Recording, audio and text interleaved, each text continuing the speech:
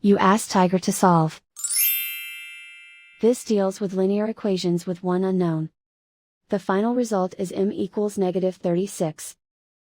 Let's solve it step by step. Move the negative sign from the denominator to the numerator.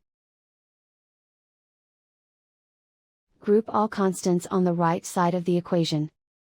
Subtract 5 from both sides. Simplify the arithmetic.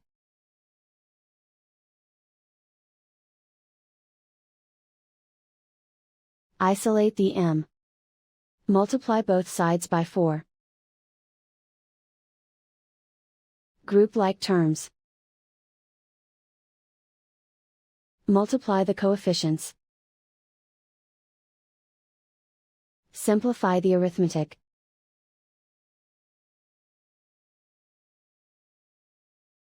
Convert the m into a positive number. Multiply both sides by -1.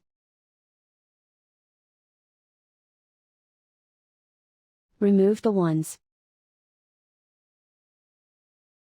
Simplify the arithmetic. And so the final result is m equals -36.